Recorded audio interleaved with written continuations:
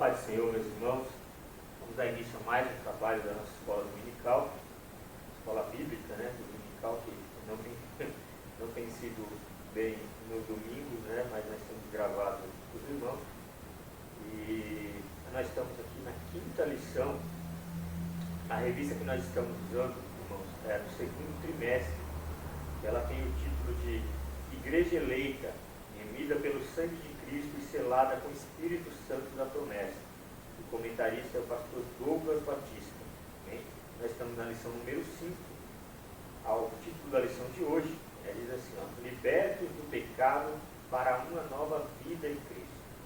Bem, nosso texto áudio ele está em Efésios, capítulo 2, versículo 4 e 5. Diz assim: mas Deus, que é riquíssimo em misericórdia, pelo seu muito amor que nos amou, estando nós ainda mortos em nossas ofensas, nos vivificou juntamente com Cristo. A verdade prática diz assim: por meio da maravilhosa graça divina, fomos libertos do pecado e ainda recebemos o direito da vida eterna. Eu cumprimento os irmãos na paz do Senhor. A leitura diária diz assim: segunda-feira está em Romanos, capítulo 3, versículo 21 ao 23. Todos pecaram e encontram-se longe de Deus. Terça-feira está em Isaías 59, versículo 1 e 2. Os pecados nos afastam de Deus e impedem as nossas orações. Quarta-feira está em Tiago, no capítulo 1, versículo 15. A consequência do pecado é a morte. Na quinta-feira está em Romanos 11, 30 a 32. A compaixão divina alcança a toda a humanidade. Na sexta-feira está em Romanos, capítulo 3, do 24 ao 26. Fomos alcançados pelo favor imerecido de nosso Deus. No sábado está em Mateus, capítulo 5, do versículo 13 ao 16. Resgatados por Cristo, devemos ser sal da terra e luz do mundo. Aleluia.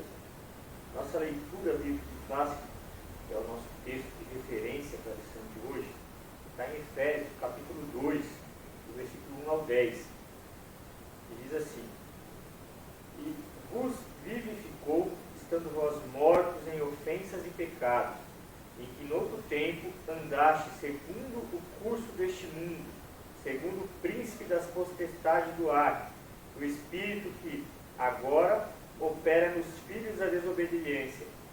O versículo 3: entre os quais todos nós também antes andávamos nos desejos da nossa carne, fazendo a vontade da carne e dos pensamentos, e éramos por natureza filhos da ira, como os outros também.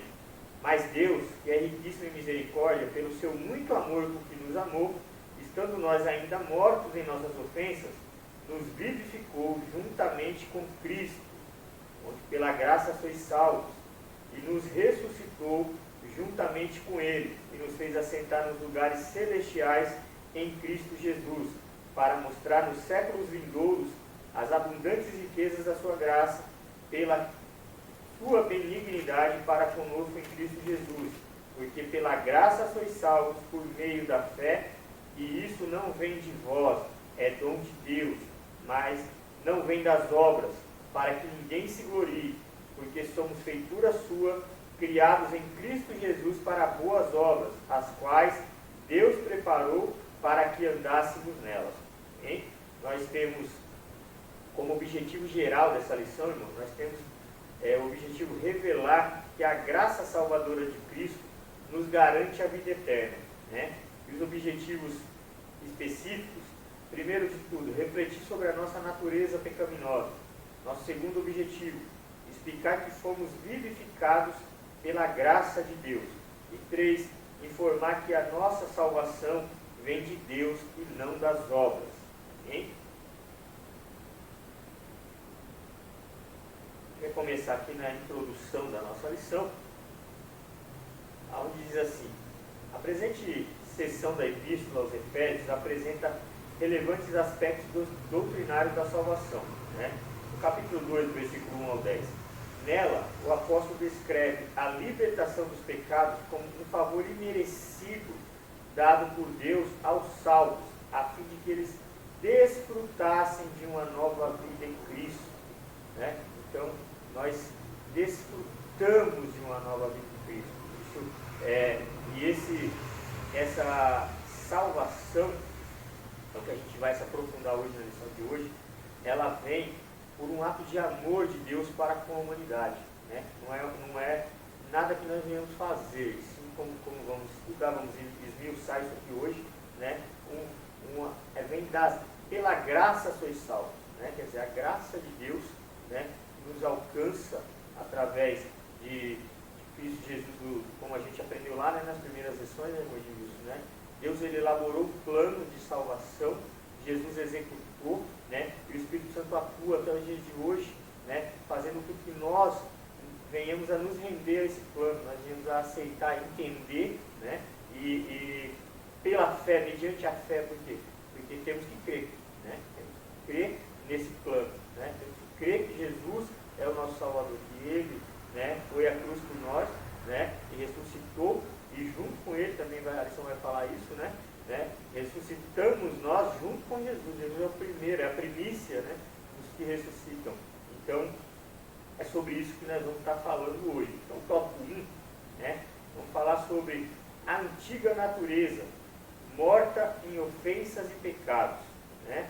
Então, primeiro aqui, vamos dizer assim, no início da epístola, o apóstolo Paulo, ele lembra que antes da regeneração, estávamos mortos em ofensas e pecados. Éramos, por natureza, filhos da ira. Né? A nossa condição anterior, né? Antes de nós ser salvos, como nós éramos, antes da salvação, antes de conhecermos Jesus. É isso que esse primeiro tópico vai falar. Né? E vos vivificou, estando vós mortos em ofensas e pecados. Diz o primeiro versículo. A palavra ofensa no grego, paraktoma, tem o sentido de passo em falso de forma deliberada. O termo para pecado é amartia, o qual descreve como aquele que erra o alvo, né? Em vista disso, o homem em sua natureza decaída é diagnosticado como morto, né? Ou seja, uma declaração real da condição das pessoas sem Deus. O conceito é de morte moral e espiritual, provocada pelo pecado, que inevitavelmente separa o homem de Deus, né? Como está lá em Isaías 59:2, se puder abrir para a gente, e também Tiago 1:15, né? São versículos que nos falam, né? O pecado separa o homem de Deus, né? Tal qual um corpo inerte, a natureza pecaminosa impede o homem de ouvir e obedecer à voz de Deus. Quem assim vive está morto enquanto vive. Isaías 59, versículo 2. Mas a vossa iniquidade fazem separação entre vós e o vosso Deus, e os vossos pecados encobrem o seu rosto de vós, para que vos não ouça. Então, meus irmãos, a gente vê primeiro, né, qual era a nossa condição, né? Nós éramos mortos, né? Aqui esse tópico, né, esses primeiros tópicos, vamos falar, né, da antiga natureza morta em ofensas e pecados. Esse primeiro subtópico está falando nossa condição anterior. Quer dizer, e vos vivificou, estando vós mortos em ofensas e pecados, diz o primeiro versículo. Quer dizer, nós estávamos mortos, esse morto aqui, irmão, é um morto espiritual, né? Está falando o quê? Que a gente viu aqui em Isaías 59, no verso 2, o pecado, ele separa, afasta o homem de Deus, né? E toda vez que a gente fala em morte no contexto espiritual, né, a gente está falando justamente o que? A morte espiritual, ela é a separação eterna, né, do homem de Deus, né? Então, o que é morte eterna, né, na verdade? A morte eterna, ela é a separação eterna do homem de Deus, porque a gente sabe que, na verdade, o ser humano que Deus criou, a matéria, ela é temporal, mas o espírito, a alma, eles são eternos, né? Então, quando fala de morte eterna, está falando justamente dessa separação. Aqueles que vão ser salvos vão viver eternamente com Deus, né? E com Jesus, né? Desfrutando, como a gente falou aqui, né, das bênçãos de ser filho por adoção, né, através de Jesus, mas assim, sendo, né, ressuscitado como Jesus foi, sendo glorificado o nosso corpo como Jesus foi, e nós também habitaremos ao céu, assim como Jesus, né? Então, tudo isso nós temos. Então, aquele que não tem esse benefício, é onde que fala que ele tem a morte eterna. Essa morte eterna significa a separação eterna. Não vão desfrutar disso, vão pelo contrário. A gente conhece, né, o destino, né, que vai haver choro e ranger de dentes, né, num lugar onde foi preparado para o diabo e seus seguidores, né? Mas enfim, então aqui nesse contexto, né, aqui o ser humano, na verdade, desde o pecado, ele já está automaticamente separado de Deus. Ele já está, por isso que Paulo cita como estávamos mortos em ofensas, né, e pecados. Por quê? Porque desde a contaminação, né, através da queda adâmica, né, o ser humano foi contaminado. Então ele já nasce contaminado. Ele nasce separado de Deus. Essa é a grande verdade. E através do plano de salvação, através de Jesus Cristo, né, o plano criado por Deus e executado por Jesus Cristo, ele nos redime, ele nos regenera. Né? O regenerar é algo que, por exemplo, você pega um tecido até do seu corpo e, por exemplo, uma cicatriz é uma regeneração. Né? Aquela ferida cicatriza e aquela pele nasce novamente, né? Até o ponto que cicatriza, cria-se ali uma nova pele. Né? Cria-se ali uma nova pele. Porém, fica as marcas. Né? Então, se a gente pegar o exemplo da cicatriz, por exemplo, nós, quando somos regenerados, é aquilo que pode chegar. Nós agora vamos ter uma nova situação, nós vamos ter uma nova aparência, nós vamos ter, não é uma nova vida, né? Então, por isso que assim, quem está em Cristo, ele tem as marcas de Cristo. Não é que eu botei um furo na mão, né? Mas assim, as marcas dessa nova regeneração. O que era passado, o que passou, né? Se fez velho, o que se fez novo, e agora nós somos novos, né? Então, essa regeneração, né, dos tais mortos, que Paulo traz, né, esse contexto de nos vivificou, né, porque nós estávamos espiritualmente mortos, né, separados, e através de Jesus nós somos regenerados, aí conseguimos novamente nos relacionar com Deus. Quer dizer, o que nos separava, que é o pecado, através de Jesus nós somos purificados, né, pelo seu ato, né, vicário, e aí agora nós podemos de novo nos achegar a Deus, quer dizer, podemos nos relacionar com Deus, voltamos a ter uma vida espiritual, né, de relacionamento com Deus. Comentando em relação a esse ponto, voltando no tópico 1, né, complementando aqui a lição do ensinamento do nosso irmão Ezequias, a gente vai direto ali no primeiro livro da Bíblia, né, no livro de Gênesis, onde a gente começa a esmiuçar um pouco mais, aprofundar um pouco mais no capítulo 6, onde vai falar da corrupção do gênero humano. Por que Deus tomou a iniciativa, né? Deus tomou a posição e acabou com a raça humana daquela época? A gente vai ver porque o pecado entrou no mundo, irmão Ezequias, meus irmãos.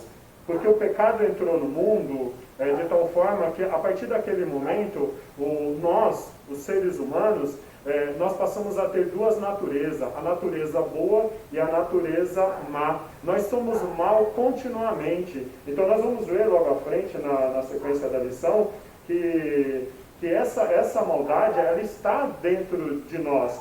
E complementando, né, o que o irmão está comentando, nós precisávamos de uma regeneração, nós precisávamos sair dessa situação a qual a gente se encontrava, que a gente vai ver no capítulo 6 que nós éramos inimigos de Deus, né? Nós éramos como inimigos de Deus, porque Deus olha para a terra e ele não vê um justo sequer, a não ser Noé. Né? E Deus ele cria esse plano de acabar com a raça humana. A gente vê lá no capítulo, no versículo 5, que diz assim: viu o Senhor que a maldade do homem se havia multiplicado na terra e que era continuamente mal todo o desígnio do seu coração. Olha só, o pecado entrou, nós temos a natureza boa, nós temos a natureza má. Né? Todas as nossas ações, elas vão partir para uma ação maligna. Nós vamos sempre procurar fazer aquilo que nos agrada, e sempre que a gente vê aquilo que nos agrada, diante de Deus isso nem sempre é bem visto, é agradável, contribui, como Paulo diz, né, que tudo contribui para o bem daqueles que amam a Deus, né? É um versículo aqui. Mas nós vamos ver que a nossa natureza pecaminosa vai nos afastar cada vez mais da presença de Deus. Então, aí é exatamente isso. Então, a nossa condição, né, de uma forma aqui, o conceito de morte moral e espiritual provocada, né, pelo pecado, né, que inevitavelmente separa o homem de Deus, né? Então, assim, o pecado, como a gente falou, né, a pessoa sem Deus, ela está entregue a esses deleites, ela está entregue, por ela não se relacionar com Deus, o Espírito Santo não atua na vida dela. Não tem como nós que entregamos a vida ao Senhor, né, desde o momento que nós entregamos a vida ao Senhor, o Espírito Santo ele adentra, né, faz morada em nós. Então agora a gente imagina uma pessoa que não tem Espírito Santo, né? Então o que acontece? Ela, por não, como diz aqui, né, como um corpo inerte, né, mais para frente aqui vai dizer, né, tal qual como um corpo inerte, a natureza pecaminosa impede o homem de ouvir e obedecer a voz de Deus. A pessoa fica cauterizada, a gente ouve muitos pregadores, né, algumas pregações, fala cauterizado. O que é o cauterizado?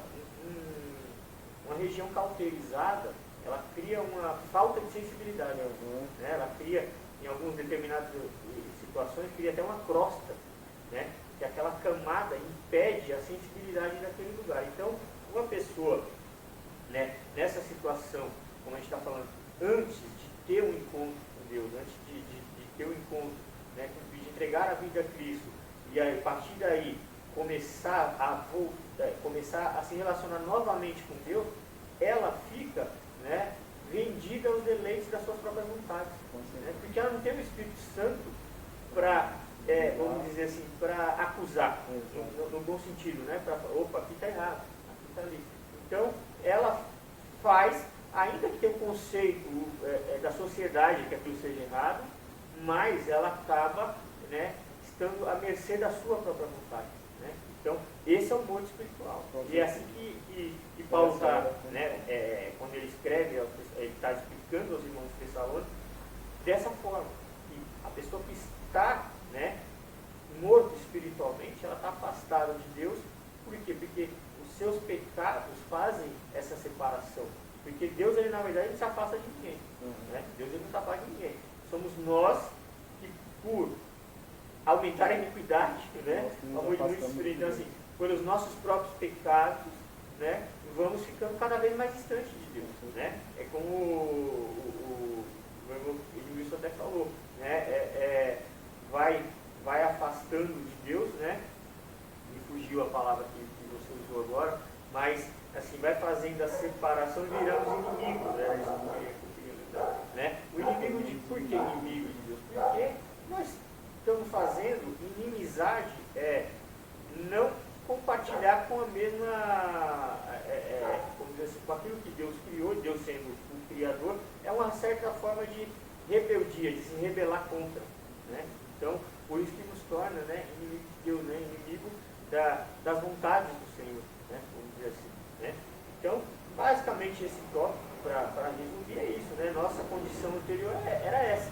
Essa era a nossa situação antes de conhecer a Jesus, de entregar a nossa vida, de reconhecer Jesus como Salvador e entregar a nossa vida a Ele, né? E só através dele e da ação do Espírito Santo na nossa vida, nós conseguimos voltar a nos relacionar, né? Por quê? Porque e vos vivificou, estando vós mortos em ofensas, pecados, né? Diz o primeiro, que está falando lá, né, que nos vivificou, mas quando fala lá no primeiro versículo, se a gente for ler na leitura que a gente leu, vai falar que tudo isso foi feito através de Cristo, né? Vos vivificou como Cristo também nos vivificou, como, né, através de Cristo nós temos essa capacidade, sem Ele nada disso, né? Como a gente falou muito sobre isso na lição passada, né? Tudo tem que ser cristocêntrico. Jesus Cristo é o centro de tudo, né? Deus ele elaborou o plano, mas Jesus ele executou, e ele, né, através da execução do seu plano, e Deus deu para ele todo o poder, toda a autoridade, tanto na terra quanto no céu, né? A gente falou sobre isso na lição passada. Então tudo vem através de Jesus. Nada acontece se não for através de Jesus. Então nós vamos para o 2, né, onde vai falar nossas ofensas e pecados. Você quer ler aí? Quer que eu leia? Nossas ofensas e pecados. A má conduta em que noutro tempo andastes é descrita por Paulo por meio da metáfora do ato de andar. Refere-se às atitudes erradas adotadas na vida passada do salvo antes da regeneração. Andaste segundo o curso deste mundo. Os costumes eram praticados conforme o sistema mundano da época, tais como a imoralidade, o furto e a mentira. Uma constatação de que o salvo não deve tomar a forma do mundo, relativar o pecado e muito menos ajustar-se à maneira de viver no seu tempo. Ponto 2. Andastes segundo o príncipe da potestade do ar. Uma alusão a Satanás, que exerce autoridade sobre os poderes do mal. Indica que os agentes malignos têm a capacidade de influenciar o homem, né, desobedientes e incrédulos. Mais adiante na carta, Paulo alerta que a nossa luta é contra tais seres do mal. Contudo, não é necessário temer, pois Deus exaltou Cristo acima de todos eles. O 2.3, andávamos fazendo a vontade da carne e dos pensamentos. Refere-se à inclinação para fazer o mal, algo inerente à natureza humana. Está lá em Gênesis 6:5, né, que a gente comentou. Estes estão inclusos aqui os pensamentos pervertidos e a prática de todos os desejos desordenados da carne. Como resultado, éramos filhos da ira. Outro comentário, né, que a gente iniciou.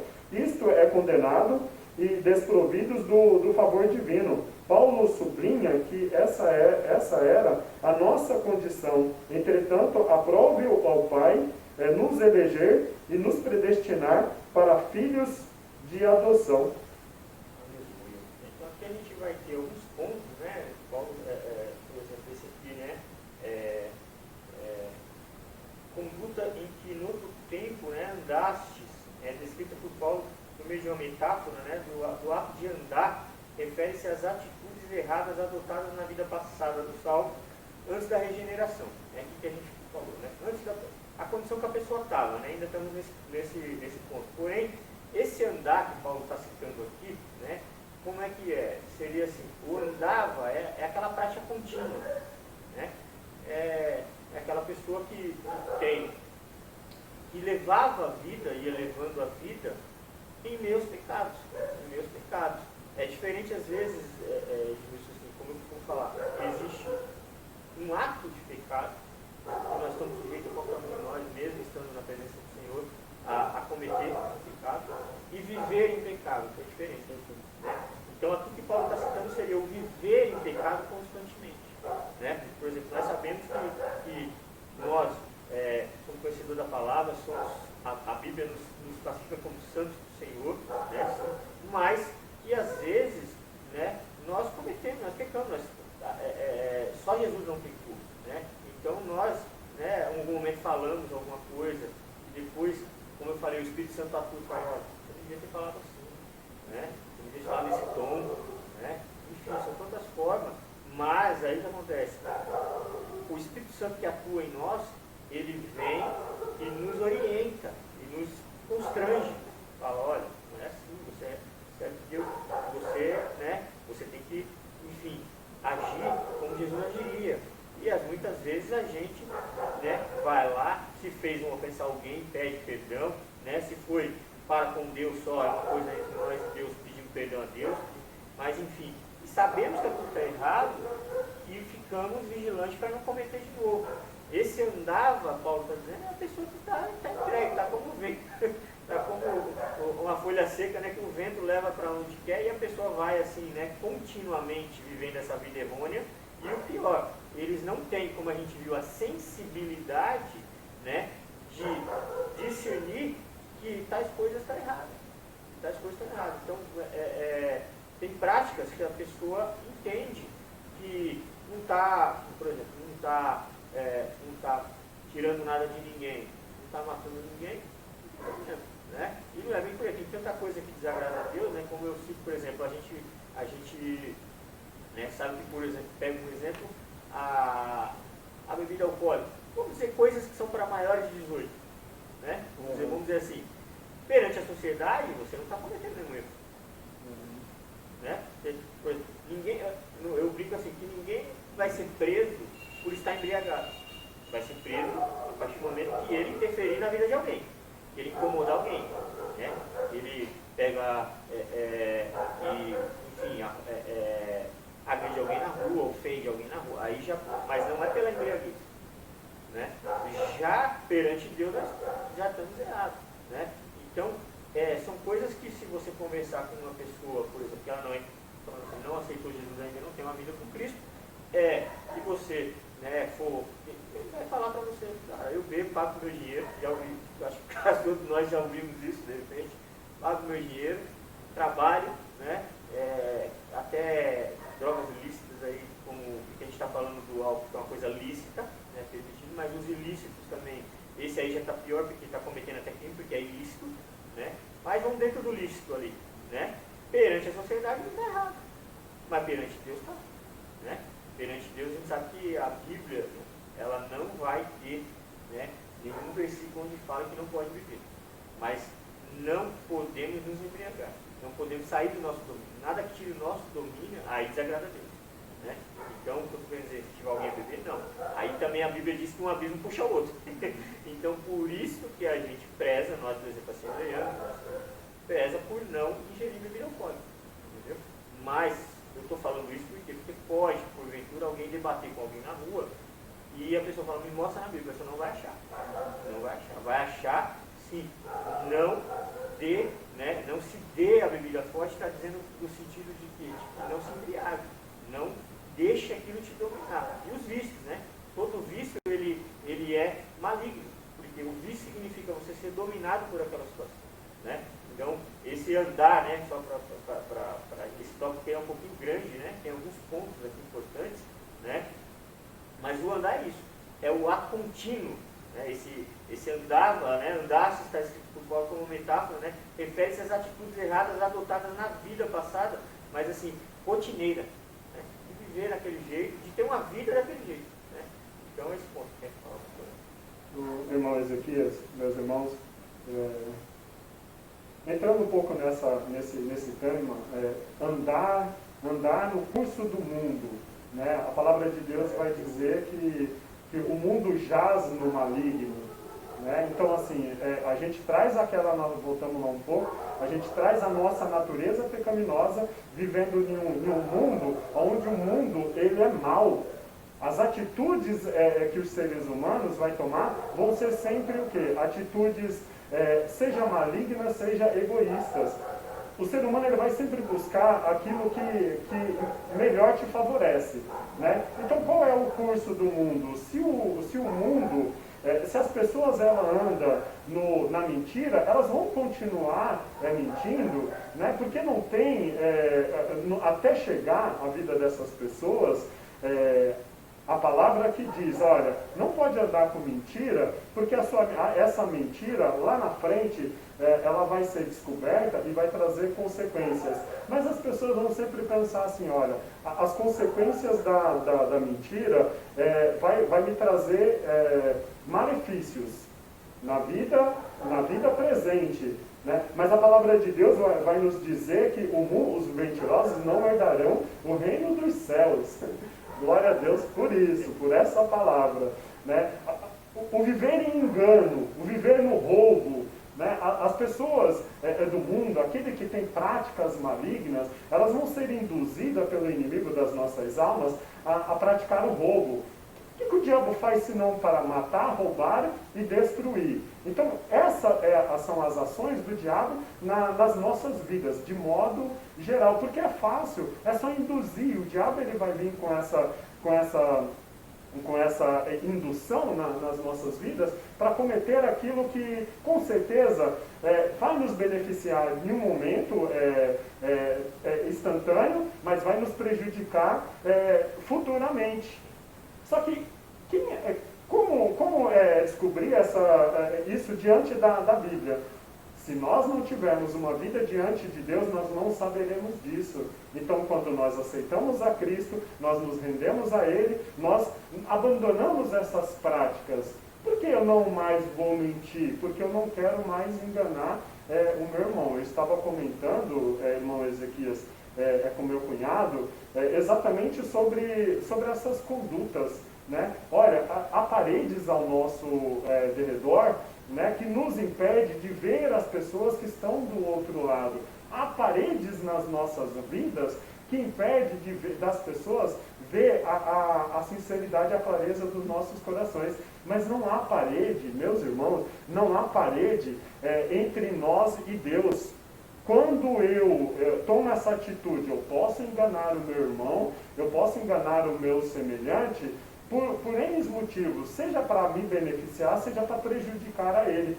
Nesse momento, nós conhecedores da palavra de Deus, nós vamos saber que nesse momento nós deixamos de colocar em prática o segundo mandamento de Deus, que resume lá, né, os 10 mandamentos, que é amar o nosso próximo como a nós mesmos.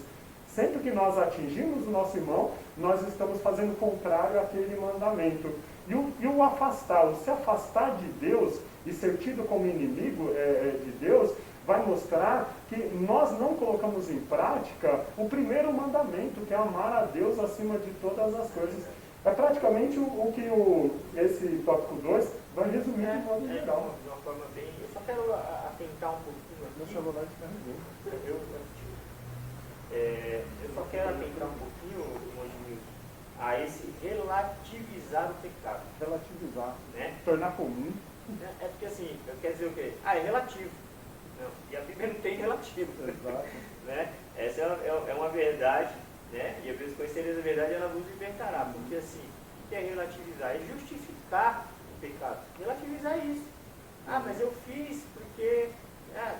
enfim, eu fiz isso porque eu menti mas foi uma mentira boa.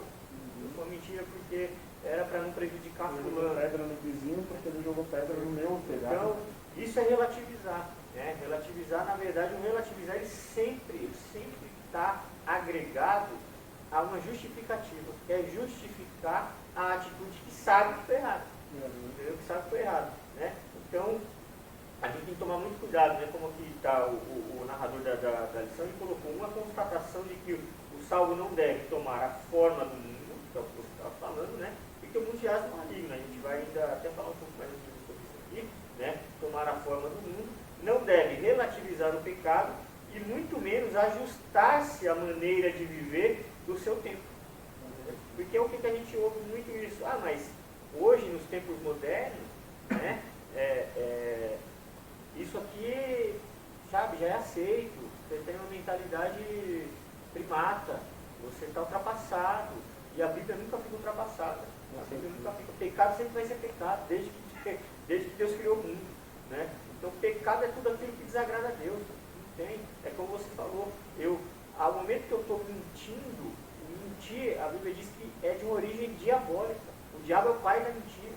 E aquele que mente é considerado filho do diabo. Né? E o mentir, ele tem quero pegar um pouco disso, porque a gente não, mas quando a pessoa não tem a vida com Cristo, ela cai num círculo vicioso de mentir.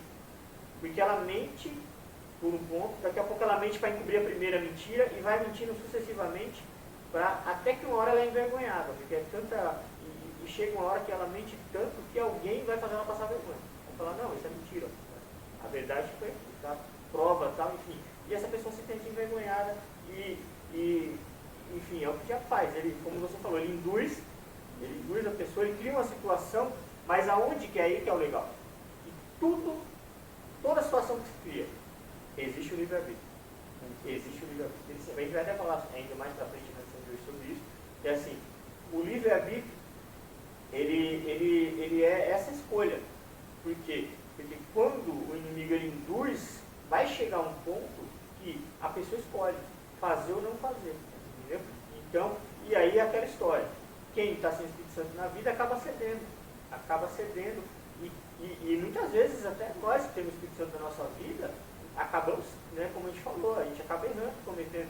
A grande diferença é que nós nos sentimos depois mal com aquilo nos incomoda de uma certa forma, que a gente tem que pedir perdão, se foi para alguém, se foi para ajoelhar e pedir perdão para Deus, se a gente só foi entre nós e Deus nos escandalizou, mas a gente sabe que fez alguma coisa que desagradou a Deus, né? Mentiu. Mentir sempre vai envolver alguém, então não tem como praticamente envolver ninguém. Mas assim, relativizar, esse é um perigo para a igreja. A igreja não deve relativizar, não tem relativo para pecar. Pecado é pecado, é acabou. Né? Então esse ponto é importante. Aí continuando aqui, que você leu o ponto 2, eu vou ler o ponto, a gente vai comentar agora do ponto 3, e vai falar assim: andávamos fazendo a vontade da carne e dos pensamentos. Refere-se à inclinação para fazer o mal, que a gente falou lá já um pouco desde o começo, né? Algo inerente à natureza humana, que é onde você leu lá, né? Gênesis 6, né? E aí aqui especificamente falando do versículo 5, né? Estão incluídos aqui também os pensamentos pervertidos, né? Está falando sobre os pensamentos, falando da prática, né? Ele foi muito feliz em falar, porque a Bíblia diz o quê? Que só da gente pensar, por exemplo, numa comunicação, enfim, com tal pessoa, a gente já pecou, né? Já pecou. Então, os pensamentos, mas uma vez, e é um tema complicado isso, por quê? Porque certa vez aqui nas aulas presenciais, uma pessoa perguntou, como é que eu vou reter os meus pensamentos? Pensamento nesse está dando sentido de você alimentá-los, porque eles vêm, como você disse, faz parte da nossa natureza maligna. O que cabe a nós é repreender. Tem um versículo, se você puder, eu não vou saber, mas está em Gênesis no começo, quando falam depois de Caim matar Abel, vai falar assim que nós devemos, cabe ao homem ele dominar o mal, ele dominar o seu próprio mal. Eu não lembro o número agora, onde está, mas é bem no começo. Se você conseguir achar, assim, não tem problema. Onde fala assim que o homem ele tem uma maldade, mas cabe a ele dominar. Na Gênesis capítulo 4, versículo 7, ele repreendendo a Caim, ele diz: se procederes bem, não é certo que serás aceito? Se todavia procederes mal, eis que o pecado jaz à porta, o seu desejo estará contra ti, mas cumpre a ti dominá-lo. É exatamente isso. Né? Você dominar os seus pensamentos, você dominar os desejos do seu coração. Né? Porque a gente entra novamente nessa questão, o nosso alimento, aquilo que alimenta a nossa carne. Haverá sempre uma luta. A Bíblia vai nos ensinar que há uma luta constante entre a carne e o espírito. O espírito ele está pronto, mas a carne ela é fraca. Então a carne ela vai sempre se inclinar para aquilo que é momentâneo, se agradar daquilo que é momentâneo, e muitas das vezes aquilo que agrada a carne vai desagradar a Deus. Quando a gente, foi muito interessante, irmão Ezequias, o que você comentou, né? Quando a gente deixa os pensamentos entrar na nossa mente, eu me lembro do pastor Zaqueu comentando, né, que nós não devemos, trazendo assim para a situação do homem, né? O homem tem essa natureza, se o homem de repente olha para uma mulher, ela está chamando a atenção pelo seu corpo. Se o homem olha para aquela mulher e vê que aquela mulher está chamando a atenção, se ele aprofundar os pensamentos, focar o olho, ele vai pecar. Ele vai pecar porque ele vai ver o corpo da mulher e ele vai deixar aquele desejo, aquele pensamento entrar no coração. Mas o pastor Zaqueu, ele nos ensinou nas aulas, olha a importância das aulas de sexta-feira, né, o culto de ensino. Ele nos ensinou que nós devemos repreender os pensamentos já quando entra na nossa mente, não deixar ele entrar no nosso coração. Foi o que aconteceu. Teve um irmão aqui nas aulas presenciais e levantou essa questão. Falou, mas como dominar o que vem na minha vida? O que vem você não domina, mas você alimentar ou não, você domina. É o que está nesse versículo aí. Né? Então, assim, porque o pecado, a gente teve uma aula também, muito tempo atrás, falando sobre o pecado. Se o pecado ele é gerado. Entendeu? O que ele é gerado? Ele vem no pensamento, muitas vezes entra pelos olhos, que é o que você falou, eu vi. Fala-se muito de corpo de mulher, que é muito comum, mas vamos para um outro ponto. Eu vi que a pessoa tem tendência a pegar o que é dos outros.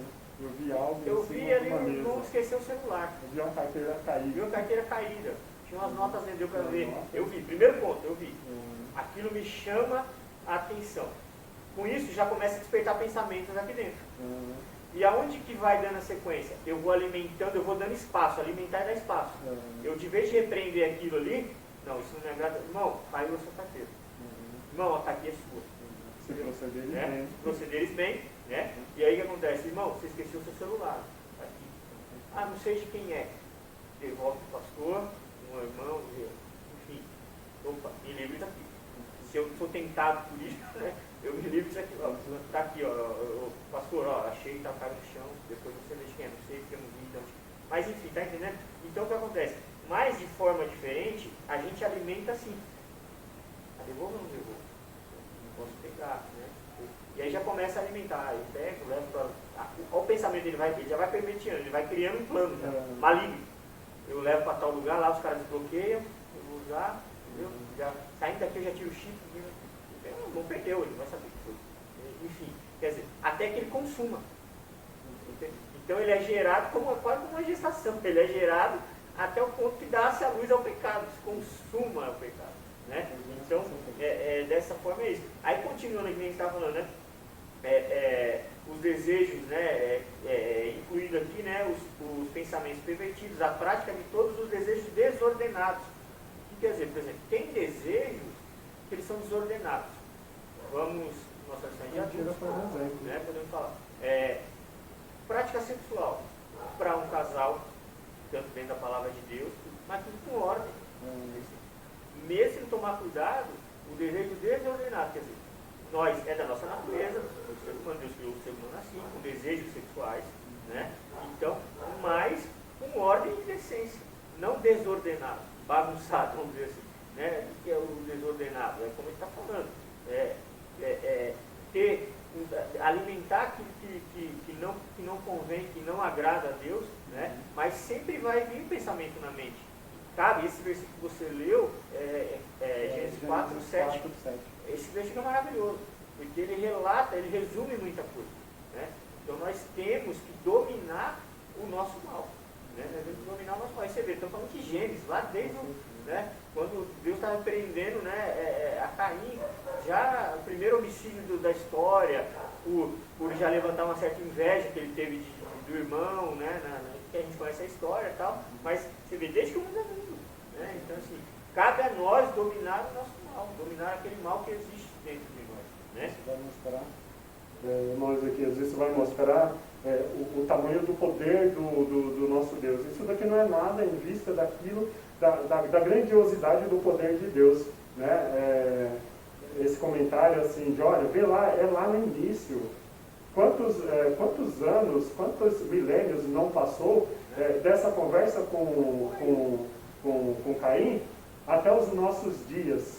Né? O nosso Deus que é eterno, que a gente comentou aqui, né, o Salmo 90, de eternidade em eternidade, tu és Deus, né? Ele derruba o ser humano e ele levanta o ser humano. Deus já tem tudo isso na palma da sua mão, está na sua essência. A eternidade está, o poder está, a onipresença está na essência de Deus. Então é como se ontem Deus tivesse falado para Caim, se procederes bem, não é certo que serás aceito, todavia se procederes mal, o pecado jaz à porta. Quando a gente traz isso, é como se Deus, na antiguidade, falou isso, nesse exato momento, ele repete novamente, a Bíblia está aqui. Como é bom ler essa palavra, como é bom meditar nessa palavra.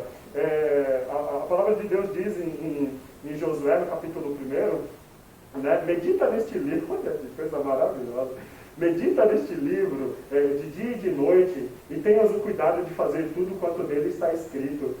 Ele vai falar assim, olha, então fará prosperar os teus caminhos e serás bem sucedido. Né? Mas a gente vai trazer assim, será que isso daqui vai me trazer prosperidade? É uma outra situação que não é a missão de agora, mas é a nossa procedência. Né? Se a gente meditar nesse livro, se a gente meditar na Bíblia, ela está rica, ela está cheia de tantos ensinamentos. Para cada caso vai ter uma ação, para cada situação tem uma resposta. Né? Então, quando a gente coloca no nosso coração, olha, se eu proceder bem com meu irmão, eu vou ser aceito, então eu não vou mentir. Por que eu vou mentir? Eu costumo falar, irmão Ezequias, meus irmãos, eu costumo falar assim, a mentira, ela vai colocar em prática dois sentimentos maus, dois sentimentos malignos no nosso coração, seja o egoísmo, seja o medo.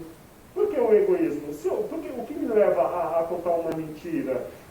Quando eu quero levar vantagem em alguma coisa. Né? Eu estou mentindo para você porque eu quero ser maior do que você, eu quero ter o que você tem, né? A alimentação do ego. Né? Então eu estou olhando para mim. Agora, quando eu tenho um outro lado, que é o medo, por que eu vou contar uma mentira? Porque eu cometi algo, só que eu não quero que você descubra.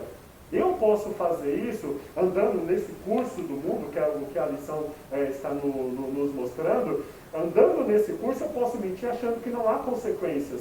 Eu vou me dar bem. E se alguém descobrir essa mentira, eu vou inventar uma outra mentira, exatamente o que o irmão comentou. Eu vou alimentar uma mentira com outra mentira e eu vou me dar bem. Né? Mas só que nós esquecemos de olhar para o alto, nós como servos de Deus. Exatamente por isso, irmão Ezequias, que a Bíblia ela fala assim, conhecereis a verdade vos libertará. Uma vez liberto do pecado, uma vez regenerado, uma vez limpo, o que nós vamos fazer? Nós não vamos mais querer cometer aquilo. Todos pecaram e destituídos estão da glória de Deus. Nós vamos continuar pecando, mas os pecados daqui para frente, eles vão nos modelando, nos moldando cada vez mais a andarmos como Cristo andou, exatamente dentro da lição que o irmão comentou. É em cima disso. E essa condição que nós estamos falando tudo aqui, né, de Paulo coloca como aqueles que era a condição que a gente vivia antes de entregar a vida ao Senhor, antes de aceitar as boas novas, né? Vamos dizer assim, antes de reconhecer Jesus como nosso Senhor e Salvador. Né? Então, a partir do momento que entregamos a vida ao Senhor, nós somos regenerados, né? Através de Jesus, e aí começamos aí, a gente vai, eu acho que é o próximo tópico, estou me engano, mas enfim, mas mais para frente a gente vai falar. Aí agora nós começamos aqui nós temos uma condição de ser sem Jesus, né? Como a gente falou, né? A gente andava em pecado, a gente era induzido pelo mundo, andava conforme o rumo do mundo, né? Que jaz do maligno. Então, quer dizer, porém, depois que nós entregamos a vida ao Senhor, conhecemos Jesus como nosso Salvador, entregamos a vida ao Senhor, nós vamos ser regenerados, nós vamos ser restituídos e vamos começar a dar bons frutos, né? Vamos começar agora a praticar as boas obras, né, que é o final, é esse mesmo que eu ia falar, o final da lição, vai falar das obras de salvação, né, que não é pelas obras, mas as obras evidenciam, porque quer dizer o quê? Se agora eu sou diferente, as minhas atitudes são diferentes. Se eu andava conforme o curso do mundo e o mundo jaz do maligno, minhas atitudes eram más. Se eu ando agora conforme a vontade do Senhor Jesus e eu sou, através dele, filhos por adoção de Deus, e agora eu fui regenerado, as minhas obras agora vão ser boas. Né? Então essa condição que Paulo estava mostrando aos irmãos de Efésios, né, que sem Jesus, sem o plano de salvação e sem se entregar a esse plano, sem crer nesse plano, né, que sois salvos mediante, né, a fé, né, é pela graça, mas mediante a fé. Quer dizer, eu tenho que acreditar, eu tenho que crer naquilo. Né? Então, aí resumindo aqui, fazendo um resumo, né, a síntese do tópico 1, que é o resumo, né, a nossa condição diante de Deus era caótica. Né? Éramos escravos e estávamos condenados à perdição e à morte eterna. Né? Esse éramos escravos é onde eu falo, porque a gente, sem perceber, a gente acaba viciando essas práticas. Entendeu? Escravo da mentira, escravo, né, enfim, de práticas que desagradam a Deus. Né? Por quê? Agrada a carne. Como você falou, a mentira, ela não é à toa, ela me dá algum retorno imediato, né, para a minha carne, para o meu ego, mas mediante de Deus, eu estou me afastando cada vez mais de Deus. Né? E aí a gente fala, e aí vai se separando mais, se distanciando mais. Né? Então, essa era a condição, né? Esse é o resumo. Né? Nossa condição era caótica, né? Era uma condição que éramos escravos, né? Estávamos condenados à perdição e à morte eterna. Como eu falei no começo da lição, morte eterna que simboliza a separação eterna de Deus. Né? Está separado eternamente de Deus. Porque, né, depois que a pessoa, né, dessa sepultura, nessa condição, ele está eternamente separado de Deus. Né? Então, pessoas que parar lá diante do juízo final. Bom, a gente vai para o tópico 2 e vamos falar de vivificados pela fé. Né? O que quer dizer vivificados? Eu vou lendo aqui, porque lá acabou a bateria, e a gente vai acompanhando junto aqui. Né? Então, por ato de bondade e misericórdia, estando nós ainda mortos em pecados, Deus imensamente nos amou e por isso nos vivificou por meio de sua graça. Tá? Né? Então, por meio de sua graça. O que quer dizer isso, por meio de sua graça? Nada. Nosso irmão Daniel chegou aqui. Pai do Senhor, meu irmão. Seja bem-vindo. Deus abençoe. Então, estou falando aqui, Daniel, de ser vivificados pela graça. Né? Então, eu vou repetir aqui, ó, por ato de bondade, de misericórdia. Misericórdia ela também traduz como amor. Né? Então, por ato de amor, estando nós ainda mortos em pecados, Deus imensamente nos amou e por isso nos vivificou por meio da graça. Né? Então, quer dizer, foi por amor. Né? A gente viu nas outras lições, né? Ainda antes da fundação do mundo, Deus já preparou esse plano, porque pela sua onisciência, onipresença, ele já sabia, né, do que viria a acontecer. Né? Então ele já bolou esse plano antes ainda que ele criasse até o próprio ser humano. Né? Mas, enfim, continuando, diz assim, alcançados pela misericórdia e pelo amor divino. Após constatar a situação da humanidade, né, sob a ira de Deus, né, está lá no capítulo 2, versículo 3 de Efésios, Paulo passa a descrever, né, os atos divinos de amor e de misericórdia que alteraram o quadro caótico da raça humana. Então, Paulo, primeiro ali, ele constatou a situação, que é o que a gente leu no tópico anterior. A situação era de caos, né? O ser humano estava espiritualmente morto, né? Sem Deus. Então Paulo estava relatando, né? Vamos dizer aqui, e agora Paulo passa agora a descrever os atos divinos de amor e de misericórdia que alteraram esse quadro caótico, né? Que alteraram o quadro caótico da raça humana. E começando com uma conjunção adversativa, o apóstolo declara exultamente, mas Deus, entre aspas, tá? Mas Deus, que é riquíssimo em misericórdia, pelo seu muito amor com que nos amou. Né? Então, o ato de misericórdia implica compaixão e simpatia para com os indignos. Né? Porque nós sabemos que nós não somos dignos de nada. Né? Então, assim, foi por puro amor. Né? Esse subtópico, esse tópico, na verdade, vivificados pela fé, né? Vivificados é assim, nova vida, né? Através de Jesus Cristo, né? Pela graça, desculpe, não vivificados pela graça, vai enfatizar esse amor de Deus. Esse amor de Deus, tanto que, como a gente está falando, é por amor, por quê?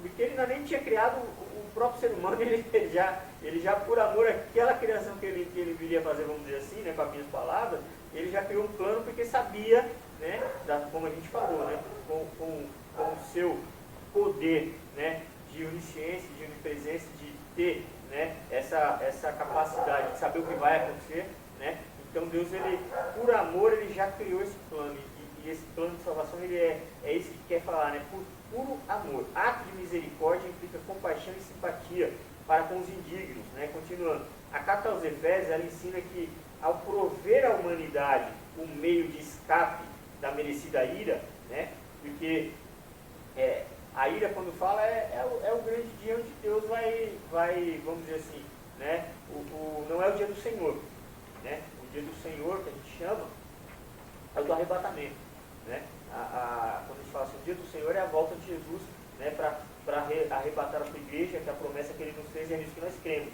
né, mas quando fala do dia da ira, está falando do fim dos tempos mesmo, né, ali do acerto de contas, né, que a gente fala, né, aqueles que desceram, por exemplo, a sepultura, né, sem aceitar a Jesus, vão ter que passar pelo juízo, né. Bom, uma vez me questionaram, esse é um tema também interessante, mas já não está condenado? Não, ainda não. A palavra diz, tal, um assaltante no mundo aqui, né, carnal, vamos dizer assim, quando uma pessoa comete um homicídio, um roubo, e é pego no flagrante, automaticamente ela pode ser condenada, mas vai haver um julgamento. Para quê? Olha, você está sendo, tipo assim, você não vai poder se fechar dizendo que está inocente. Você cometeu isso, e por isso o seu destino é esse aqui. Entendeu? Então, para isso existe o juízo final, né? Então, aquele que, como quem aceita Jesus é arrebatado pela igreja, é como se o juízo dele fosse antecipado. Ele já é absorvido por ter crido e ter seguido o Senhor Jesus, né? Então, mas, continuando então assim, né? Deus aqui, ele dá, né, a carta aos Efésios ensina que ao prover a humanidade, Deus, ele proveu, né, um meio de escape da merecida ira, né? Porque todos pecaram e destituídos estão, né? Mas Deus, ele cria, né? Ele provê pelo seu amor, pela sua misericórdia, compaixão, ele provê uma forma de escape para a humanidade, que é o plano de salvação através de Jesus, né? Deus não se mostra apenas misericordioso, mas abundante em misericórdia. E essa riquíssima misericórdia procede do seu muito amor com que nos amou, né? A Bíblia enfatiza que foi a magnitude desse amor, né? Magnitude é uma coisa que, né, magnífico, vai além, né? Até transcende, talvez até entendimento também, né? Mas, o amor de Deus, ele é incondicional. Exatamente. Está longe da nossa compreensão. Né? Então a magnitude, né, a Bíblia enfatiza que foi a magnitude desse amor que motivou a nossa salvação. Aí onde está lá, que é João 3,16. Deus amou de tal maneira, essa magnitude, né, vamos dizer assim. Foi de uma tal maneira que ele deu seu único filho para morrer por nós, né, e através dele nós crendo nesse plano, né, nós somos salvos. Quer comentar?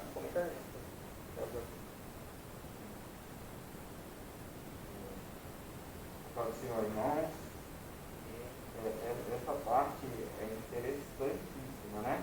Porque a gente acaba tendo até uns questionamentos, né? Poxa, Deus é tão poderoso que ele transcende tudo, e ele passa ali do início e vai lá até o fim, e ele conhece tudo, até o seu entendimento, né? Eu me lembro, faz me lembrar da carta de Jonas, né? Da história de Jonas, em que Deus mandou ele pregar Nínive. Só que aquele povo era tão cruel, incrédulo, que ele não queria que aquele povo fosse salvo, né? A história dá a entender isso, né? Aí entra o egoísmo, né? Você falou, né? Poxa, se eu pregar, eles vão aceitar e vão ser salvos. E Jonas tinha um pensamento que ele não queria, tipo assim, no pensamento dele, por quê? Então, assim, né, no pensamento de Jonas, né, ele não entendia, porque ele não tem o amor que Deus tem. É aí onde que entra, né, a magnitude do amor de Deus. Jonas, com o pensamento dele, com os olhos humanos, pô, esse povo é mau, esse povo faz atrocidade. E se eu pegar a palavra de Deus Deus é misericordioso, vai perdoar eles, né? Mas Jonas não queria perdoar. Por quê? Porque é ser humano, né, irmão? É ser humano. Aí você vê o tamanho do amor de Deus para com o seu povo, a ponto de a pessoa, como já foi comentado, matar alguém, assassinar alguém, e aí vai ter um julgamento. Agora, tem os poréns, né? Por que matou? Será que foi legítima a defesa? Olha, a importância de um julgamento. Será que foi legítima a defesa que essa pessoa matou? Será que foi para se defender e acabou matando para não morrer? Ou será que foi por pura futilidade, igual aconteceu esses dias, essa semana? Um esbarrou no outro e o cara foi lá e atirou no outro. Será que foi só isso? Então, essa é a importância de um julgamento. E Deus já preparou tudo para a gente. Né? Desde lá no início, Ele sabe o que você vai pensar daqui a pouco. Ele sabe o que nós vamos fazer. A gente não sabe. Um minuto agora para frente a gente não sabe, não existe ainda. Mas Deus é tão poderoso e maravilhoso que Ele sabe o que vai acontecer. Ele sabe as nossas atitudes. Ele sabe tudo que a gente vai fazer. E Ele nos perdoa. E se você se perdoar também e aceitar o perdão de Deus, você, mesmo que você tenha matado, você pode ser salvo. Se você se arrepender de coração, é claro. Então você pode ser salvo. A gente estava comentando exatamente essa questão, né? As atitudes dos seres humanos da época, as atitudes do ser humano agora. Né? Você comentou que eles se matam, as pessoas estão se matando. É exatamente essa questão da andar no curso do mundo. Né?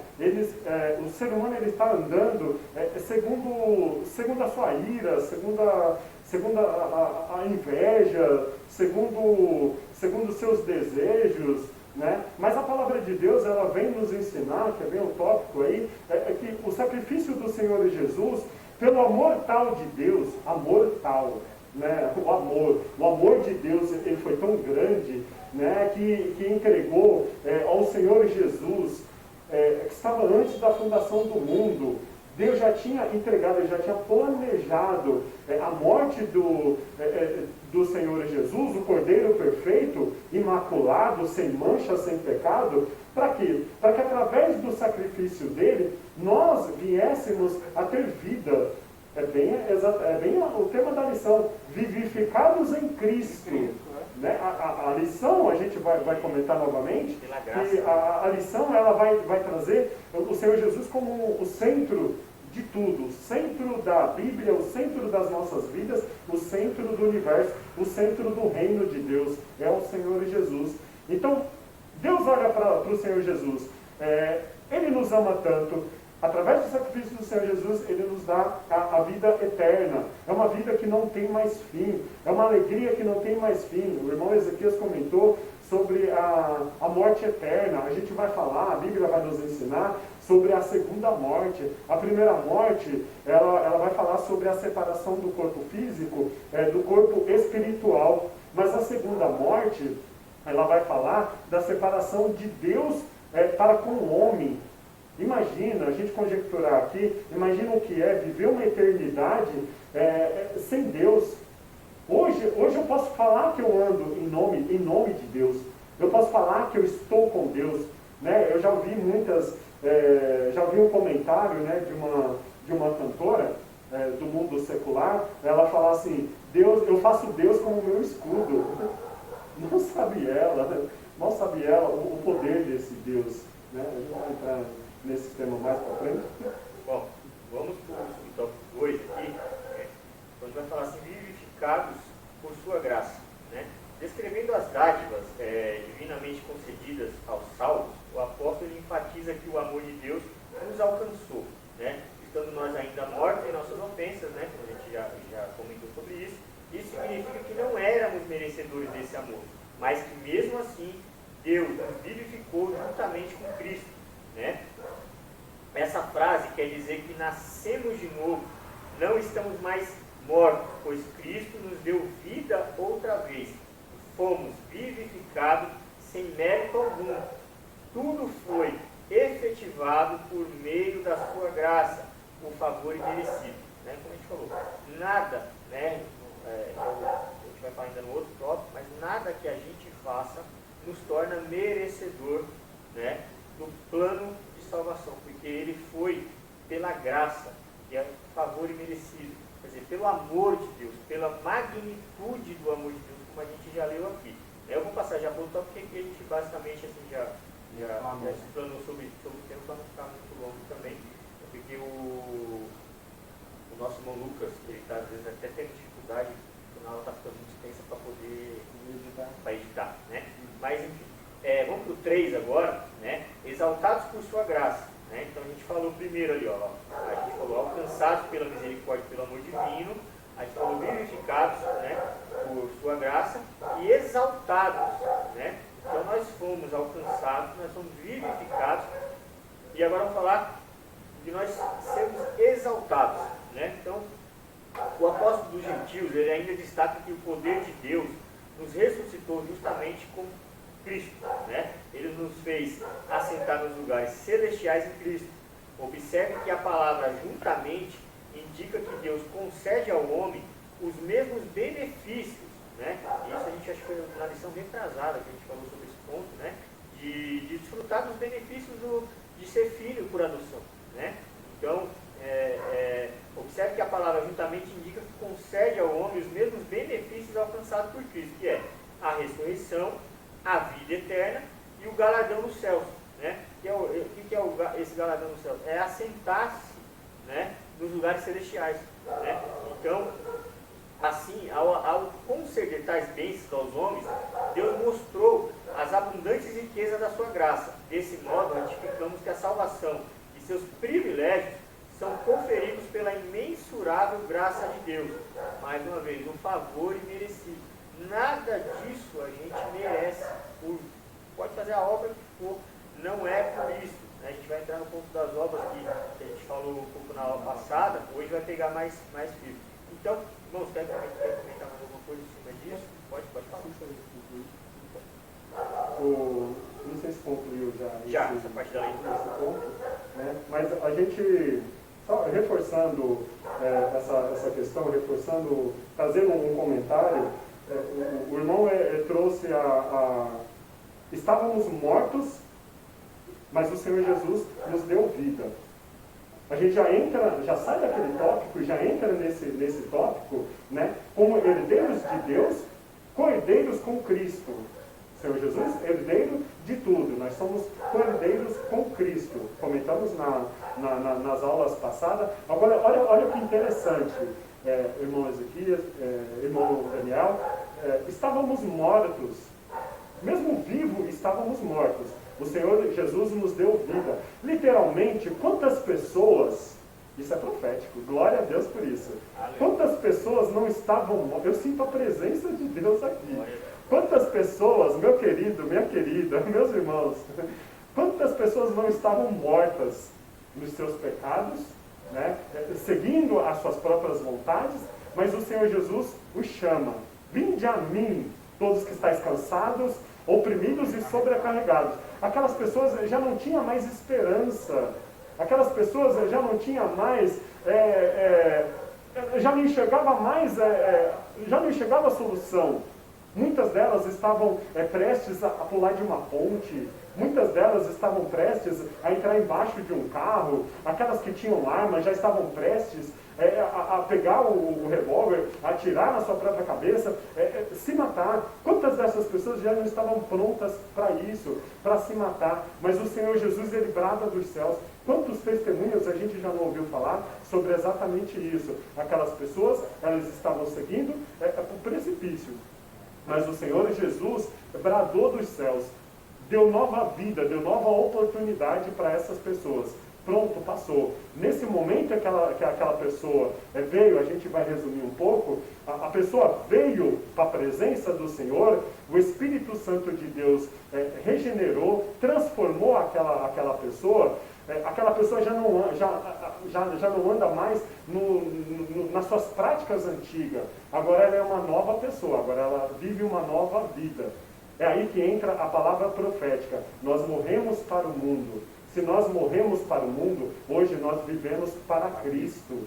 O Senhor Jesus é o centro das nossas vidas. Então tudo que eu faço a partir de agora é por amor a Cristo. O Senhor Jesus ele vai falar na lição e mais para frente. Nós vamos ver isso nas obras. Ao que vencer, dar-te-ei a coroa da vida. Então assim, olha, qual é a minha maior vitória, senão o estar na presença de Cristo para sempre? Essa é a nossa maior vitória. Então nós morremos para o pecado, nós nascemos para Cristo, vivemos com Cristo, em Cristo, e Deus nos torna filho. Foi exatamente o que o irmão comentou. A partir de agora, nós somos filhos de Deus. E nós, como filhos de Deus, nós devemos andar como filhos.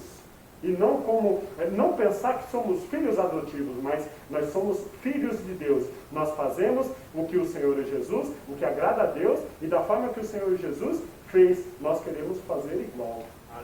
Glória a Deus. O presente que o filho recebe, o que é adotado também recebe, né? Também tem esse direito, né? E é importante entender que não é passe de mágica, né? A pessoa vem para a igreja e toma aquela decisão de morrer para o mundo e viver para Cristo, né? Não é um passe de mágica, só vou na igreja e vai acontecer. Não é bem assim, né? É importante salientar que tudo isso acontece pela nossa vontade. A gente tem que praticar, a gente tem que fazer por onde ser essa ovelha que morreu para o mundo e agora está vivendo para Cristo. É importante salientar isso. O pecado que a gente foi salvo, né, foi o pecado de Adão, aquele lá de trás.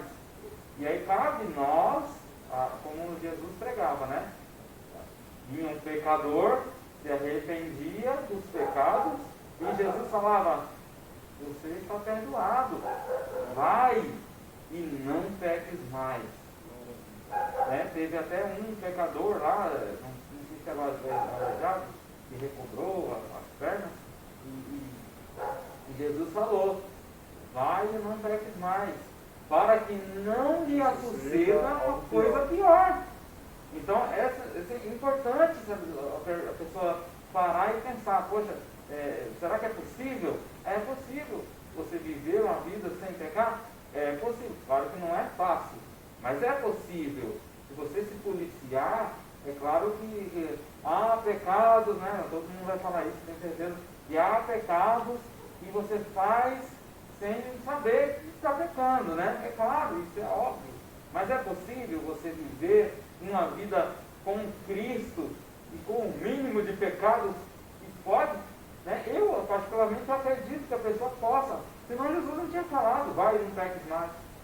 Não é verdade? Esse ponto, né, Daniel, de há pecados que a pessoa não sabe que está pecando, vamos dizer assim, né? Se realmente, a Bíblia diz que Deus conhece os corações, né? Então, se realmente a pessoa não conhece uma doutrina ou uma passagem bíblica que lhe oriente que aquilo está errado, a Bíblia vai dizer assim, que Deus ele não tem o culpado por inocente, nem o inocente por culpado. Né? Então, toda vez que a pessoa comete algo, mas ela ainda realmente não tinha, que eu acho muito difícil, sinceramente, estou falando aqui, principalmente falando, mas que ela não tinha ciência de que aquilo desagradava a Deus, aí a gente entra com o Espírito Santo Consolador. Ele nos constrange, ele nos evidencia, porque o crente, a Bíblia diz que o crente ele não tem dúvidas, né? Ele não tem dúvida. Quando ele está em dúvida, alguma coisa está errada. Eu digo que Jesus falou, né? Que vocês pecam por falta de conhecimento. Né? E é para isso que estamos aqui. Para, primeiramente, nós aprendemos, e para os irmãos que estão nos assistindo, quando nós temos as nossas aulas presenciais, eu sempre falo isso nas aulas quando eu ministro, irmão, a função da escola bíblica é conhecer as escrituras, porque, como o Daniel acabou de falar, errais por não conhecer as Escrituras, por não examinar, quer dizer, pode ter alguma coisa ali na Bíblia, como você falou, a Bíblia tem resposta para tudo, né? Então, se eu estou na dúvida entre tomar uma decisão para cá ou para lá, vai na Bíblia que você vai achar. Vai na Bíblia que você vai achar.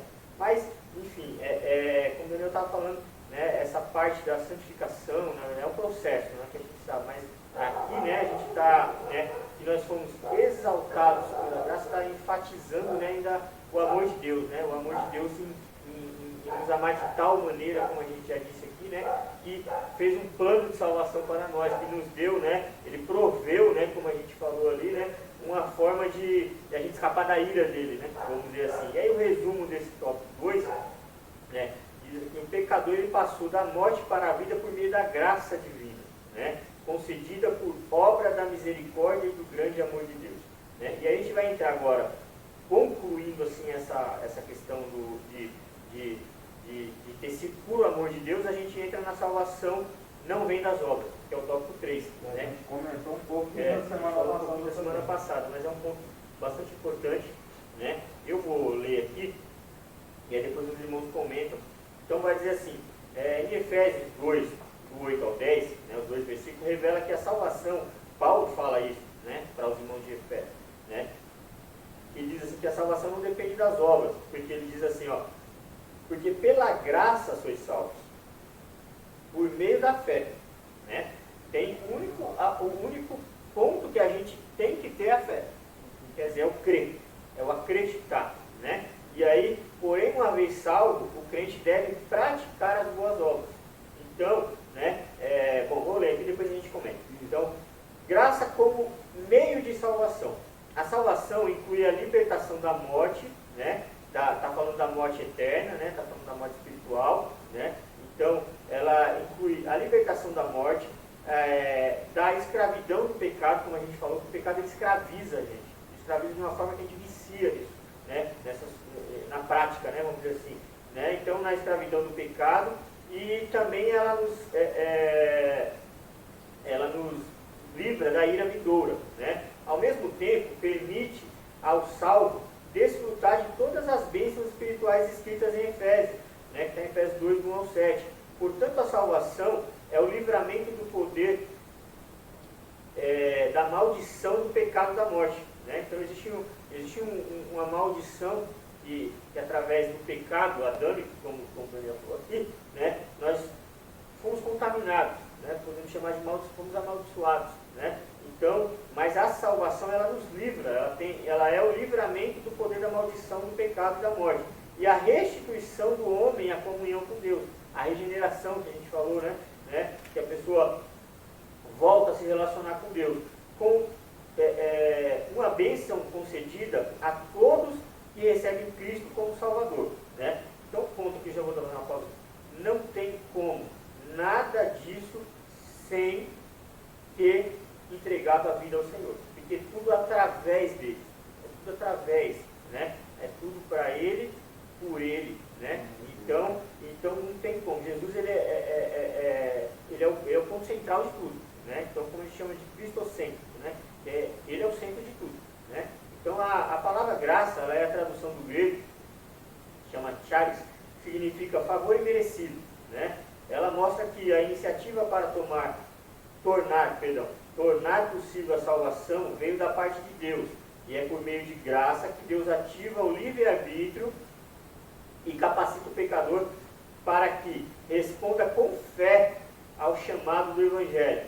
Todavia, ainda assim, o ser humano é livre para escolher entre dois caminhos, salvação e perdição, né? A sua liberdade não foi eliminada e a graça pode ser resistida, né? Então, a fé deve ser considerada como a aceitação da obra realizada por Cristo em nosso favor.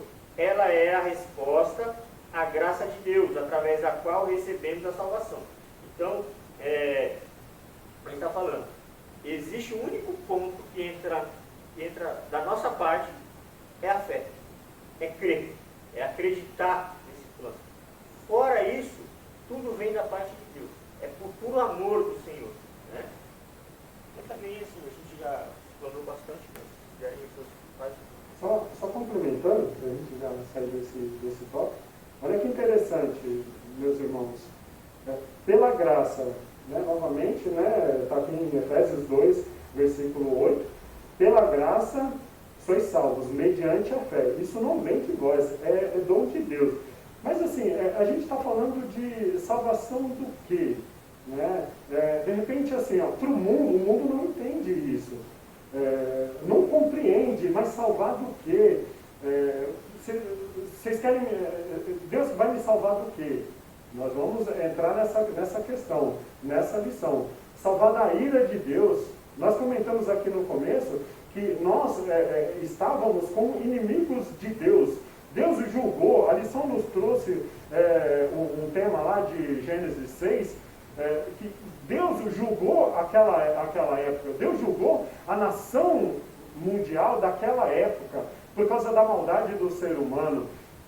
Deus destruiu, com o dilúvio, Deus destruiu, começou uma nova era, a era de Noé, os seus filhos, 8 pessoas foram salvas naquela época, mas o coração do ser humano não mudou, o coração continua, o ser humano ele tem a inclinação para o mal. Né? E ao longo dos tempos, ao longo que os anos, os milênios vai acontecendo, o homem ele continua sendo mal.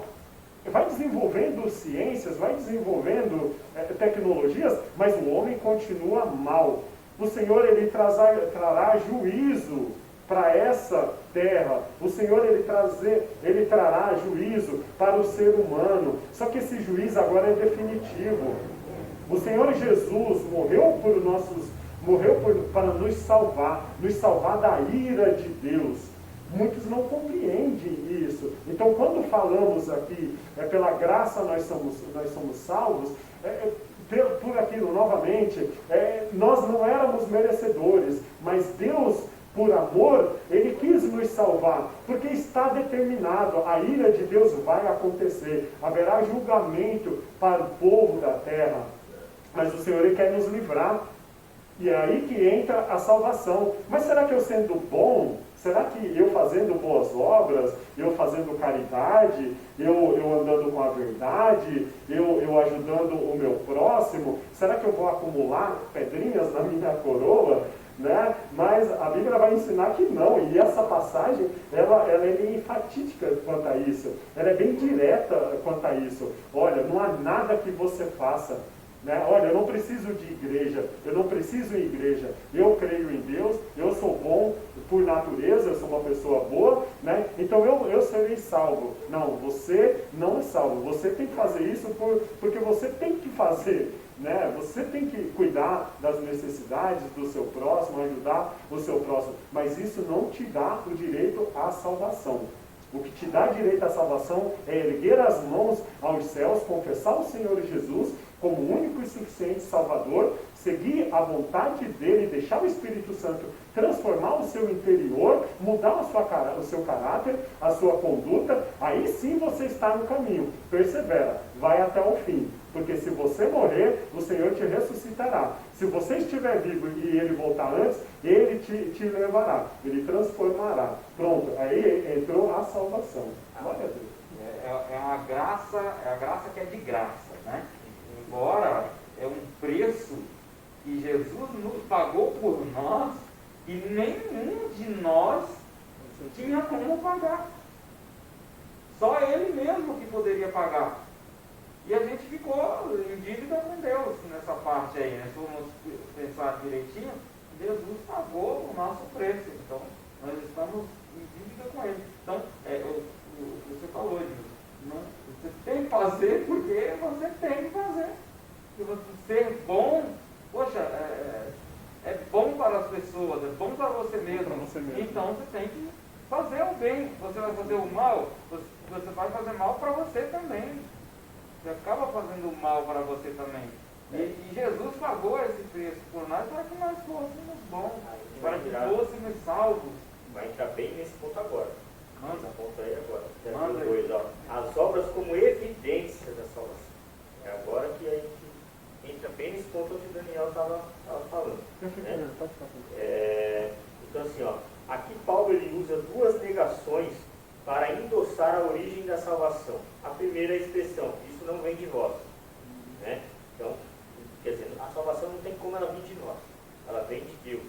Ela vem do amor, né? Como a gente falou, né? Da magnitude do amor de Deus. Né? Esse é o primeiro ponto. Depois, aí trata-se da salvação pela graça que provém de Deus. A segunda ratífica é que a salvação não vem das obras. Né? Como a gente tem falado, né? Então, primeiro, não vem de nós, não, quer dizer não vem de nós, não tem como nós nos salvarmos. Né? E aí, segundo, já uma consequência, não vem das obras. Não vem das obras. Tem um jeitinho brasileiro, não? Não tem. O que acontece? Né? Então, não vem das obras. O que indica não se tratar da recompensa de algum ato humano. Então não é uma recompensa. Salvação não é uma recompensa. Salvação é uma dádiva de Deus. É um favor imerecido. Quer dizer, eu não mereço. Ninguém poderia fazer nada que viesse a merecer. Né? Então, essas informações excluem a possibilidade de alguém ser salvo por esforço pessoal. Não tem, então exclui. Né? Como a salvação é uma realização divina, agora somos feitura sua, né? Criados em Cristo para as boas obras. Aí sim. Então, né? Uma transformação ocorreu. Agora em Cristo somos uma nova criatura. E as coisas velhas passaram. Por isso, se antes o apóstolo usou a metáfora andar numa perspectiva negativa, lembra lá, né? Quando a gente começou, né? Que andava rumo no rumo do mundo, andava, né? À mercê do mundo, vamos dizer assim. Né? Então, ele outrora andávamos fazendo obras más, né? Agora, por meio de uma perspectiva positiva, somos instados a andar fazendo boas obras, não como um meio para ser salvo, mas como evidência da salvação. Então, esse é o ponto, né, que na verdade a gente chegou no ápice da lição, né? O ponto que a lição quer deixar claro, que é assim, vamos lá, então assim, nada do que a gente faz vai nos dar a salvação, tá? A salvação, ela é algo que Deus já nos deu. O único ponto que a gente, cabe a nós é crer nisso. Crer em Jesus é crer no plano, é crer que Jesus morreu por nós, né? Como o irmão me falou, mas salvar de quê? Tem pessoas do mundo não entendem, né? Então, assim, até por não conhecer a palavra. É por isso que diz, conhecereis a verdade, ela nos libertará. A palavra de Deus é a verdade, né? Então, ler a Bíblia, né? Meditar, né? Aqueles novos convertidos, conforme eles vão ouvindo os ensinos, né? São, como a gente fala, irmão, você quer ser edificado, é a escola dominical que te ensina. Entendeu? Cultos, por exemplo, nossos cultos de quarta, que é o nosso culto público, né? Quarta e domingo, que é o culto da família, são cultos onde nós viemos prontos para adorar, para dar o nosso cuidado a Deus. Quando viemos no culto também, o fato de nós sairmos da nossa casa e virmos até aqui também é uma forma de adorar a Deus, mas viemos para aprender da palavra de Deus. E escola dominical, então, onde eu sempre falo que a diferença, né, a grande diferença da escola dominical e o culto de ensino, que na escola dominical você tem a liberdade de fazer perguntas. E no culto de ensino a liturgia é diferente. O preletor, o pregador, o pastor, ele traz o ensino para a igreja, mas a gente, para não atrapalhar o andamento do culto, a gente não, porque é um culto, né? Então não vai ficar levantando a mão e tirando culto. A escola dominical, por isso que eu falo, ela é muito importante por ela ter essa temática, ela ter essa didática de poder, né? Opa, irmão, eu tenho dúvida aqui, ó. O que o irmão entende? O que o irmão me explica sobre isso aqui? Né? Isso é maravilhoso. Mas, enfim, para encerrar minha parte aqui, né? As obras, elas evidenciam. Quer dizer o quê? Eu aceitei o plano de salvação, que é a única coisa que eu tenho que fazer para estar incluído nesse ponto. E aí, Daniel, é o que acontece. Eu aceitando, quando eu aceito a Jesus, tem um pacote que vem junto com ele. Que é todos os ensinamentos dele. Né? Todos os ensinamentos dele. E aí Jesus, ele vai lá e resume de uma forma bem básica para a gente, assim, que resume, mas assim, não é que é o básico, mas é o básico que abrange tudo. Ele diz assim, amarás a Deus acima de todas as coisas e o teu próximo como a ti mesmo. Se você ama o teu próximo como a ti mesmo, pronto, acabou. Você não vai fazer maldade, você não vai fazer maldade para você mesmo. Entendeu? Então você vai, né, por consequência, como está falando aqui Paulo, aqui, né, se outrora andávamos fazendo obras más, agora por meio de uma perspectiva positiva somos instados a andar fazendo boas obras. Então por quê? Porque cremos em Jesus, renascemos, somos vivificados nele, fazemos parte dele.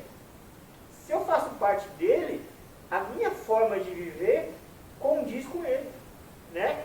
É o galho enxertado na videira. Então agora nós fazemos parte. Se eu era, vamos dizer, se a minha árvore era, seja qual for, era maçã, dava maçã. Agora enxertado na videira vai dar vide. Né? Por quê? Porque está ali agora. Entendeu? Então essa é por isso que as obras elas evidenciam. Né? Elas jamais salvam. Ela mostra que nós somos salvos. Entendeu? E aí por amor é que a gente está falando. Jesus, o que ele mais pregou foi o amor. Foi enfatizar. O Evangelho, a base do Evangelho é o amor. Né? O cristianismo é o amor. Né? Então, se o cristianismo é o amor, eu automaticamente sou seguidor de Jesus, estou ligado a ele, né? Através, né, da minha fé. Né? Então, estou ligado a ele, eu vou fazer obras semelhantes a dele. Né? Como ele deixou o ensinamento. Tá? Quer fazer um comentário? Complementando no Ezequias, as obras, quando a gente é regenerado, quando a gente é transformado, e agora nós estamos alcançando, nós estamos em busca da salvação, nós estamos no caminho da salvação.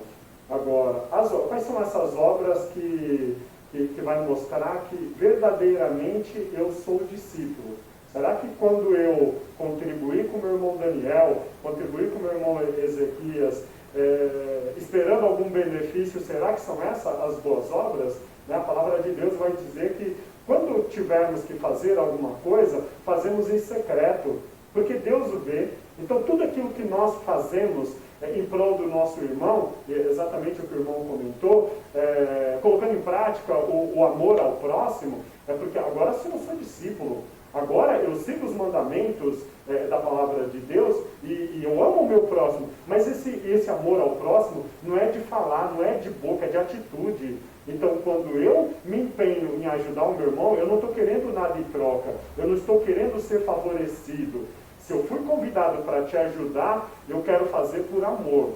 Mas assim, se você não pode me ajudar em alguma coisa, não tem problema. Eu sei que Cristo está vendo lá do céu e Ele aceita a minha obra. Então isso vai modelar cada vez mais a nossa conduta, isso vai modelar cada vez mais os nossos passos, que vai chegar uma hora que é automático. Eu faço bem, não por interesse, eu faço por amor a Deus, eu faço por amor ao meu próximo.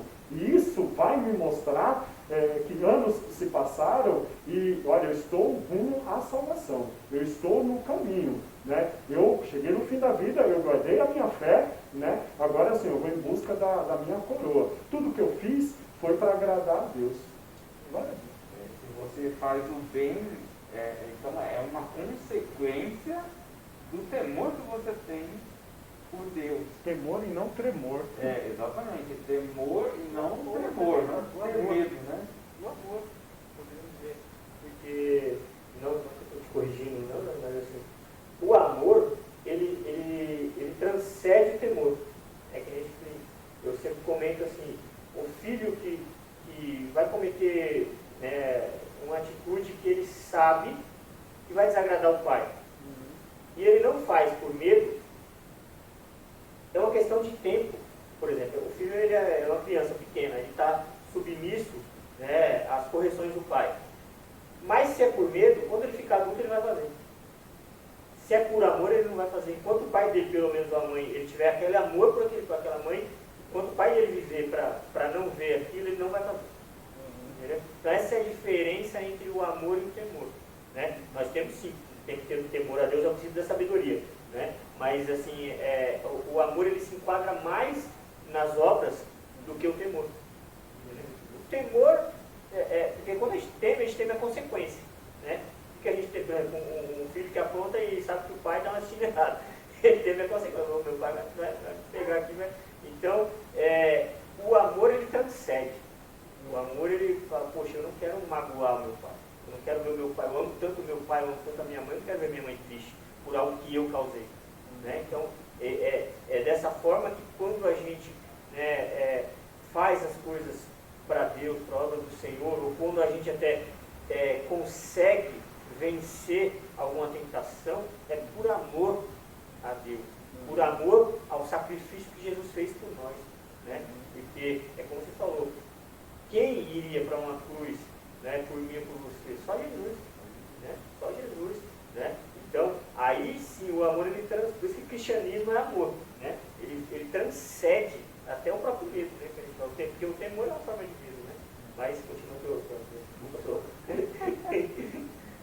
É isso, mas é isso que eu queria dizer mesmo. Que a gente entende que temor é diferente de ter medo, né? Exato. Ter Temor medo é um de respeito. Deus. Você tem um respeito Temor é o medo. pelo Deus, mas sim, o amor Faz sentido. transcende O amor e o mesmo, tremor. faz muito sentido, né? E você acaba fazendo as coisas boas e deixando as coisas más por respeito a Deus, por ter um amor tão grande de Deus. E não é por você esperar que Deus vai te abençoar por alguma coisa. Não, é porque você realmente ama Deus e você quer fazer o que Deus ensinou na sua palavra. Por gratidão. Por gratidão, exatamente. Você acaba tendo aquela vontade, por exemplo, abençoar algum irmão que sentiu de Deus que ele está precisando. E aí você tira do seu bolso aquilo que, lógico, que você tem para poder abençoar o irmão e que não vai faltar na sua casa, você não vai tirar da bolsa do seu filho, né? Porque Deus também vai, se Ele está te usando, Ele vai te usar com você podendo ser usado. Se você não pode ser usado e vai tirar da bolsa do seu filho, é claro que não vai acontecer. A gente vê aí, por aí, já aconteceu, de pastores serem levar tiro, ser alvejados por faca aí, porque o irmão entregou tudo que tinha na igreja e acaba faltou um pouco de ensinamento aí, faltou um pouco de conhecimento da parte dessa pessoa, e entregou tudo e o filho foi lá matar o pastor. Então, Deus não vai te usar para você entregar tudo que você tem. É o contrário, Deus te abençoa tanto que você vai ter alguma coisa para ajudar o seu irmão. Isso é amor também. Deus ensina isso para a gente. Né? Amém. Bom, vamos fazer a conclusão. Tá? Eu vou ler aqui a conclusão para a gente estar encerrando a nossa sessão de hoje. Diz assim, a conclusão. Antes da regeneração, né, nós éramos filhos da ira, né, e condenados à perdição eterna. Então, eu falei, né, a morte que, né, ela entra, é uma morte espiritual, ela é uma morte que é a separação eterna de Deus. Né? Então, por ato de amor divino, por meio de sua maravilhosa graça, nos tornamos filhos por adoção. Essa gloriosa salvação nos foi concedida independente de nossas obras. A partir da salvação, passamos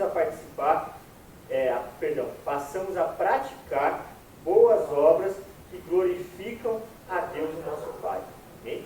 Eu agradeço, né, aos irmãos de Deus, irmão Daniel, que tem me ajudado, né, nessas sessões. Que Deus abençoe a vida de cada um de vós, que realmente vocês têm sido assim, de uma importância tal, porque sozinho não conseguiria estar fazendo esse trabalho. Creio que Deus nos recompensará, né?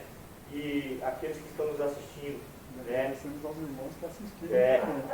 Agradecemos aos irmãos que nos assistam, que divulguem as nossas aulas, irmão. Enfim, que essa aula venha a ser uma bênção nas suas vidas, né? E porque nós aqui aprendemos demais, inclusive até extrapolamos o horário, porque fica tão gostoso a gente comentando que a gente perde a noção do horário. Peço perdão aos irmãos por isso também. E que na próxima lição estaremos de volta. Eu confesso aos irmãos que me fugiu o tema da próxima lição. Então, mas enfim, a lição número 6, a próxima lição, irmãos, tá? E nós vamos estar dando sequência nesse trabalho. Que Deus nos abençoe em Cristo Jesus.